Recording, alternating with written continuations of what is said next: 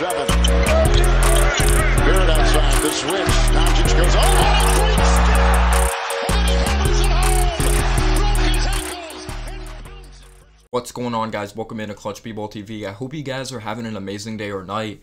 And today we're going to talk about an interesting topic, because I'm not going to rule out Jalen Green, like him not going first overall. I think he has a shot of going number 1 overall to the Detroit Pistons, and they've really lacked some excitement throughout the years. The last 10 years they've been stuck in this position, not good enough to compete for a championship but not bad enough to get a top draft pick. They've been really stuck in mediocrity, in the middle of nowhere. I bet they missed the Ben Wallace, the Tayshaun Prince, Chauncey Billups, those great days, back when they won the championship in 2004, back when they had Isaiah Thomas, a Bill Laimbeer, just all those great pieces, having a Dennis Rodman. They're missing that excitement in the Motor City, and now that they have this first overall pick, it's insane. And I was really pumped up to see them get the first overall pick, because they deserve that excitement. I don't think people realize there's some diehard Pistons fans out there for sure. They're not the biggest of market. Of course, they don't have the same arena they did in the past.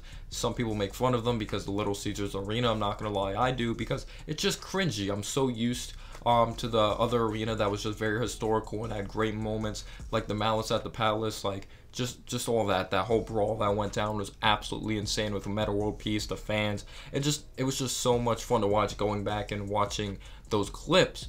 But I'm not going to rule out Jalen Green going number 1 overall to the Detroit Pistons. I think it is possible. I don't think Cade Cunningham is a lock. I don't think it's a lock at all. Actually, before the lottery, Jalen Green was number 1 on the big board above Cade Cunningham. So I think that is extremely interesting. Even though I am a Cade Cunningham guy, if you want the guy that comes in and makes a huge impact right away, he has the smarts. I get it. Jalen Green has the higher upside. He's very springy, way more athletic than a Cade Cunningham.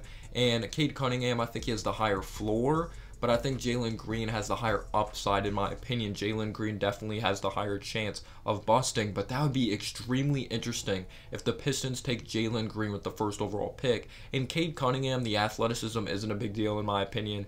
Only averaging 3 assists per game isn't a big deal to me. I know how he is playmaking. He is a great playmaker. The swing passes in the corner. He's an effortless playmaker. People are like, he averaged more turnovers than assists. I understand he averaged 4 turnovers, but can you name another player on that Oklahoma State roster when you're just thinking Cade Cunningham? He didn't have much around him. He didn't have NBA caliber talent really around him. He would make beautiful passes and his teammates wouldn't execute on shots from the outside, or just making a beautiful dump down pass, just not executing.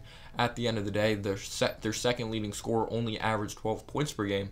But you take a look at a Jalen Green here, I really understand the upside with a Jalen Green. He's really athletic. He already has a snatch back in his arsenal. He fits the mold like a Bradley Beal and Zach LaVine type. His mechanics aren't even locked down from the outside when it comes to his overall jump shot, and he progressed so much from the first game moving on when he played up against those grown men, playing for the G League Ignite program with a Jonathan Kuminga, with an Isaiah Tom, that are both in the 2021 NBA draft. I believe he had an Amir Johnson on that team. I believe he had a guy of Jarrett Jack, who used to play for the New York Knicks, played for the Hornets. Good, solid NBA veteran, good player, great person to learn from. He definitely seems like someone that's open-minded, or he just loves teaching young guys, teaching him about the speed of the NBA, giving him advice that he'll never forget. But getting back to Cunningham, the thing I really like about Cunningham is his ability to really figure out these angles, have great body control. He's good footwork, which really helps him create separation. He's not afraid of the big moment.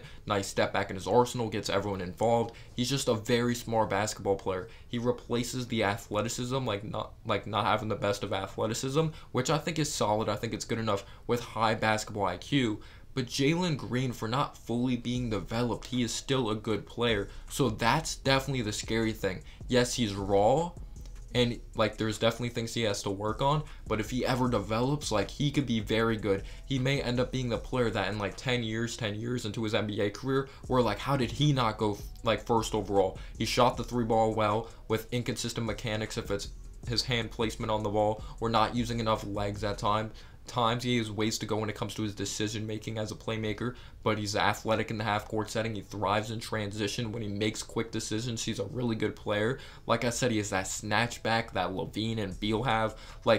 Beal, really damn good, like really good player, but Jalen Green has generational athleticism. He is extremely athletic out there on the court, still has ways to go when it comes to maturing his body, and I think he is the it factor. I do think he has the work ethic, and if he went to Detroit, that would be very interesting. I know some Pistons fans would not like that pick because they think of Cunningham as the savior. He's going to make an impact right away. He's really mature. He's a good leader. He's definitely someone that could command the troops. And I'm not sure Jalen Green is that guy from day one. They want that guy that can consistently handle the ball, and that is Cade Cunningham. Someone that can really make everyone around them better. I think Cunningham is the pick, but Jalen Green would be extremely intriguing with his defense. Good defender when locked in. Fundamentally has ways to go as a playmaker, but his jump shot, it looks fine, and his mechanics aren't consistent. He flies to the rim. He has a quick first step. I think that would just be extremely intriguing, and that would just make the draft like amazing. And Cunningham ends up going to Houston, of course, played for Oklahoma State, from Texas. I just think that would honestly be amazing. I actually don't think Jalen Green would be a bad pick. It's just the riskier pick in my opinion. But shout out to Crispy Flakes. I want to hear his thoughts on that. But yeah, like he was actually higher on the draft board or big board than Cade Cunningham. I'm not sure if things have really changed. I'm not sure what Troy Weaver's thoughts are, Dwayne Casey, how they're really going to utilize whoever they draft. I like their young core. I like a Killian Hayes. I like a Sadiq Bey. I like a Jeremy Grant. I like Isaiah Stewart. Sekou Demboya. We'll see if they play him throughout his strengths this year, and he really ends up taking a big leap. But I do like their young core. Jeremy Grant really adding moves to his offensive arsenal, becoming more of a he has a deeper bag than compared to when he came into the league as his defensive player, good athlete from Syracuse. He's a totally different player, and I like the direction the Pistons are moving in. They need some excitement. Bring Detroit Pistons basketball back, baby. Thank you guys so much for watching, and as always, guys, have a humble day or night. Peace out, yo.